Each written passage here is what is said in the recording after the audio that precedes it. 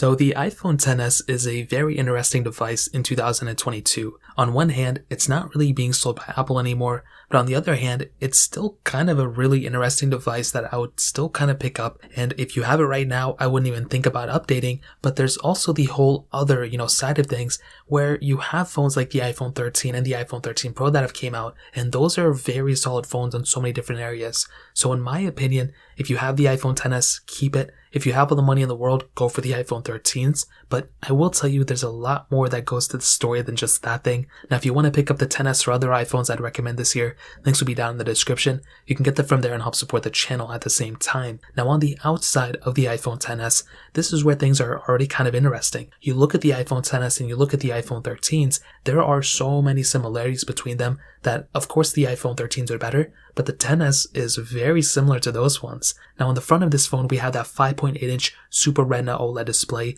and it is a very good-looking panel. From my experience, this is still a very good-looking screen, and anytime I use this phone or any of the iPhones that came out after it, I don't really think one panel is way better than the other until I look at something like the iPhone 13 Pro. Then it's a little bit of a different story. But with the XS, it's still a very good looking panel for sure. Now, we do have the Face ID with notch and everything, which is totally okay. We have the lightning port at the bottom, and on the back, we have the glass back, which still looks and feels so premium. We have that dual camera setup, which we'll get into in a second. We have wireless charging, we have IP certification, and overall, when I feel this phone in the hand, like I mentioned with so many other devices, they still feel so premium. You just can't really feel like a cheap iPhone anymore. It's so funny. And I really don't think Apple's ever made a cheap iPhone when you look at, the history of their devices. And with something like the iPhone XS, this is still a very good looking phone that I think even when Apple removes the notch, I just don't think there's too much they can do. I still think this phone looks so premium, and I'm a huge fan of the build quality of this phone. Now, another big thing about the iPhone XS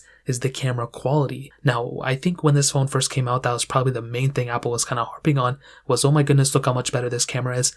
And I still think it kind of is in some ways from its predecessor. So we have a 12 megapixel wide angle lens and a 12 megapixel telephoto lens on the back. So we have that dual camera setup. And on the front, we have a 7 megapixel lens. Now, in my opinion, one of the biggest differentiating factors, I think, from the, previous iPhones to these ones is probably the 4K at 60. Now, with something like the iPhone XS, we have 4K at 60 on the back, but we also have 1080p at 60 on the front. Now, this is the one thing about the iPhone XS. We really didn't have 1080p at 60 or at 60 frames per second at any resolution for the most part on our previous iPhones. Then with this iPhone, we actually did end up getting it, which was a pretty big deal. So when we have something like the iPhone XS, this kind of makes it a little bit of a better, camera experience. Now, I will tell you when it comes down to the iPhone XS's camera or as a whole, it's still a pretty decent camera. I did camera comparisons from the iPhone XS to the iPhone 13s and so many other iPhones, and the iPhone XS still holds up completely. Really, the only thing that's kind of missing from it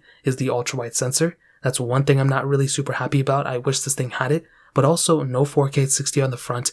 We do have portrait mode, which is awesome, but we still lack things like cinematic mode and, higher resolutions we can film in higher quality like the new iPhone 13s have. Other than that, this is still a very premium camera, and as I've mentioned before, I have very few things to complain about when it comes down to the camera setup of the iPhone XS. Especially for me, I really only use like TikTok and Snapchat, and even then, that's not really too much to complain about with this iPhone, to be honest. So, in terms of the camera, that pretty much covers it up there. Now, another big thing about the iPhone XS is the future software updates.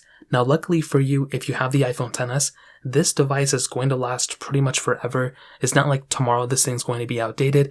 This device has several years ahead of it. Even though it came out in 2018, it's really only on its third version of software. So it got iOS 12, it came out with it. Then it got iOS 13, 14, 15, so we're on 15 now. I think it's going to get 16, obviously it's going to get 17. This phone may end off with iOS 18 easily. So you still have many more years of software support on top of this phone, which is very impressive. So when it comes down to that, you still have a very long future ahead of this phone, and I wouldn't really freak out if, if this phone is going to be supported for X amount of years longer. You're still supported now, and you're still going to be supported for the rest of this year, and probably the rest of next year, and probably the rest of the year after that. So the XS has no issues there. Now, another big thing about this phone is the performance. Now, this is actually one area of this phone that I actually do respect the iPhone XS a lot about. So this device had that Apple A12 Bionic chip inside of it and 4 gigabytes of RAM. this was the first iPhone to bring 4 gigs of RAM, and since then, it's pretty much been a staple with every single and most base model iPhones and almost every single Pro model iPhone too. The iPhone 11, 11 Pro, and 11 Pro Max all had the same amount of power and the same amount of RAM at 4 GB. Then when you went to the iPhone 12s, it changed up a little bit, but this device still has a lot of power within it for sure. Starting off, whenever I did any speed comparison against the iPhone XS and all the other iPhones after it, including the iPhone 11s, the iPhones 12s, and the iPhone 13s, very little differences in terms of speed. I could not tell too many differences. Of course, there's little tiny things here and there, but it's really not that big of a deal, and I'll definitely tell you, if you're curious about the best performing iPhone, yes, the iPhone 13s are way better and just way faster and stuff, but if you're not comparing them side by side, like I mentioned, you're not really going to notice that big of a difference, and that is a pretty big thing to keep in mind at the end of the day. Now, another thing to kind of remember is with something like the iPhone XS, this is still a very good performing phone as a whole. If you were trying to find the best performing iPhone or whatever, this may be a little bit of a different story,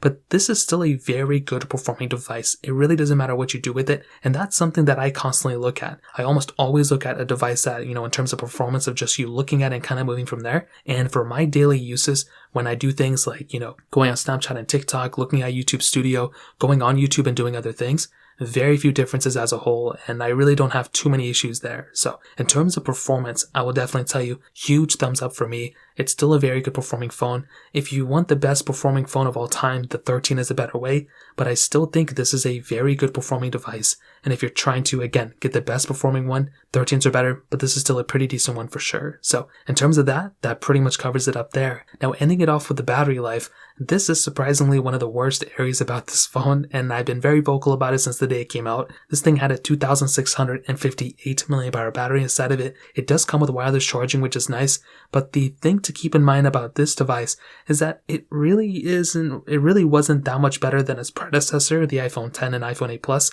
and in some other areas, it was the same price, but you're getting a smaller battery, and anytime we get a smaller battery from a device, it really makes no sense to me at all. Now, it's not a bad battery life by any means, it's still actually pretty decent, but it is something to kind of keep in mind at the end of the day as well. So in terms of battery life, it could have been better, but there's really not much we can do about it, and we're just going to have to kind of live with it for now. So in terms of that covers it up there. And to be completely honest, I think the iPhone XS is still completely worth it in 2022. I think it's a beautiful device. I think it has so much capability still. I definitely don't think it's perfect. Some things that I don't really like about it is the battery life. It really wasn't amazing, and it's definitely not that great compared to the iPhone 13s, but it's still a decent amount of battery life to get you through the day. I think the body wasn't that big of a difference from the iPhone 10, so that kind of threw me off too. They almost look identically the same unless you get the gold model, but internally there were actually some pretty big differences. We had an extra gigabyte of RAM, which was really nice. We had a faster chipset, which is cool. We have a pretty long-lasting phone from this thing. It's a pretty good value per dollar, and the cameras are also pretty decent on this thing too. So it's not a bad phone. I still think it's completely worth it. I do think some areas could have been a little bit better, but what are you going to do? There's no way you can go back in time. And since then, we've gotten the iPhone 11s, 12s, and 13s, and all of those have been pretty solid phones so far. Maybe the iPhone 12s are debatable, but the iPhone XS is still completely worth it in 2022. If you're planning on keeping it, I would say go for it. If you are planning on buying it, I would also say go for it too. So that pretty much covers it up. If you guys have any other questions or anything, let me know in the comment section below. Hit the like button, that would mean so much, but definitely hit that subscribe button. More importantly than everything else, I love every single one of you guys. Hopefully I'll catch you guys in the next video. Peace out till then.